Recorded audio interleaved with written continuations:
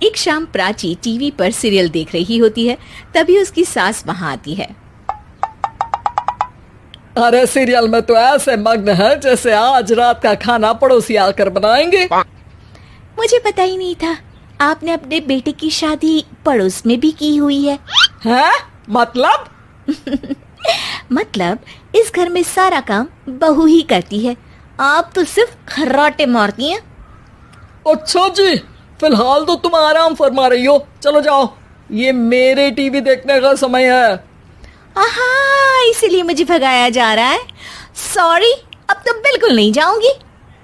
प्राची की इस बात पर दोनों सास बहू के बीच टीवी रिमोट के पीछे बच्चों जैसे छीना झपटी शुरू हो जाती है, जिसके बीच श्लोक भी काम से घर वापस आ जाता है। आज मेरी चूहे बिल्ली की जोड़ी किस बात पर झगड़ रही है? अरे तेरे बीवी मुझे टीवी ही नहीं देखने दे रही। अरे तुम्हारी मम्मी मुझे खाना बनाने के लिए फोर्स कर रही है। अरे वाह, ऐसे बेतुके रीजन पर तो बच्चे भी झगड़ा नहीं करते। अरे मुझे कुछ मत बोल, सब इसने ही शुरू किया है। हाँ हाँ, जैसे आप तो बहुत दूध की धूली है ना। अरे बस, दोनों चुप। प्राची जाओ, खाने की तैयारी करो।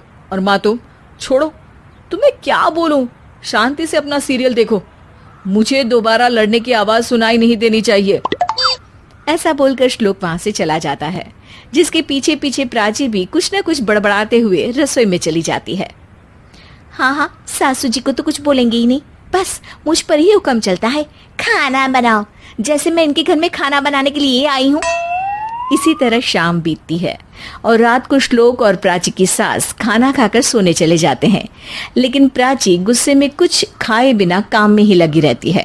इस घर में किसी को घंटा फिक्र नहीं पड़ता, मैं खाऊं या भूखी रहूं। प्राची कुछ देर के लिए रसोई से बाहर जाती है और जैसे ही वापस आती है तो वहां दूध का भरा ग्लास देखकर हैरान रह जाती है। फिक्र पूरी है, बस दिखाना नहीं है। प्राची दूध पीकर सोने चली जाती है और अगली सुबह एक बार फिर सास बहू का कार्टून नेटवर्क स्टार्ट हो जाता है। ये तुमने ही किया है। अरे अजीब जबरदस्ती है, मैं बोल रही हूँ मैंने कुछ नहीं किया।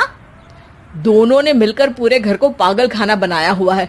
यहाँ कोई नॉर्मल इंसान तो रह ही नहीं सकता, इसीलिए अब पड़ोसी क्या रिश्तेदार भी घर आने से कतराते हैं। और सुन बेटे, तू भी चंगा, तेरी माँ भी चंगी, तेरी बीवी भी चंगी, रिश्तेदार। हाँ जी, आपको नहीं पता क्या, गंगाधर ही शक्तिमान है, रिश्तेदार ही। हाँ हाँ, बस समझ गया। कभी जानवरों जैसे लड़ेंगी तो कभी जुगलबंदी करेंगी। भाई मैं आप दोनों के बीच में नहीं फंसना चाहता। सास बहू की इस मनमौजी जोड़ी से परेशान होकर श्लोक अपना सिर खुजलाता वहां से चला जाता है। चलो अब मैं भी कीर्तन में जा रही हूँ।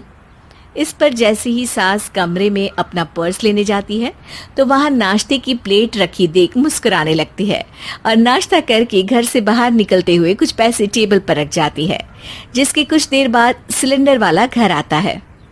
ओ मोरी मैया, मैं सिलेंडर के बारे में तो बिल्कुल भूल ही गई थी।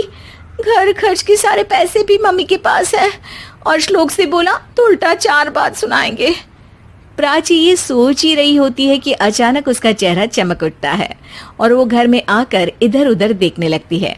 तभी उसकी नजर टेबल पर रखे पैसों पर पड़ती है, जिन्हें वो सिलेंडर वाले को दे देती है। ये सब श्लोक देख लेता है। अच्छा बेटे, इतना बड़ा घोटाला, सबके सामने मैं तेरी दुश्मन और पीठ पीछे तेरी मेरी यारी। इस पर श्लोक एक प्लान बनाता है और शाम को सब एक साथ बैठे होने पर बोलने लगता है। माँ, तुम दोनों की बहुत लड़ाई होती है, इसलिए मैं सोच रहा हूँ कि प्राची को उसके घर छोड़ाऊं, इससे वो भी खुश रहेगी और तुम भी। अचानक श्लोक की ये बात सुनकर सास बहू शौक से उसकी तरफ देखती हैं।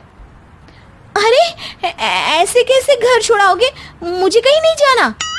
अरे तुमने बोला नहीं पर मैंने सुन लिया, तुम्हें मम्मी के साथ रहना अच्छा नहीं लगता, मुझे पता है। अरे वो, अरे जब बहू खुद कुछ काम बोले तो वो तुझे सुनता नहीं, और अब जो इसने बोला ही नहीं वो तू समझ गया। जब उसे नहीं जाना तो फिर जबरदस्ती क्यों कर रहा है? अच्छा, फिर आपको मौसी के घर छोड़ाता हूँ, बस अब आप दोनों एक घर में एक छत के नीचे नहीं रह सकती। मैं इस टॉम एंड जेरी की जोड़ी को और नहीं झेल सकता। है? ऐसे कैसे नहीं रह सकते? तुम्हें इतनी दिक्कत है तो तुम्हारा बोरिया बिस्तर पैक कर देती हूँ, लेकिन मम्मी जी कहीं नहीं जाएंगी। बिल्कुल यही सुनना था मुझे। अगर दोनों में इतना ही प्यार है फिर हर वक्त ये लड़ाई का नाटक क्यों करती हो? देखा मैंने कैसे माँ किचन में दूध रखती है और तुम उनके लिए कमरे में नाश्ता रखती हो, और कैसे वो पहले ही तुम्हारी दिक्कत समझकर घर में पैसे रखकर बाहर जाती है। अरे भाई, इतना ड्रामा तो डेली सोप में भी नहीं होता जितना तुम दोनों ने इस घर में फैलाया हुआ है। तू हमें टॉम एंड जेरी बोलता है ना, तो याद कर वो दोनों भी एक दूसरे को बाहर वालों की बुरी नजर से बचाने के लिए हमेशा सबके सामने लड़ते थे, लेकिन अकेले में दिक्कत के समय मदद भी तो करते थे। बस हमारा रिश्ता भी कुछ ऐसा ही है।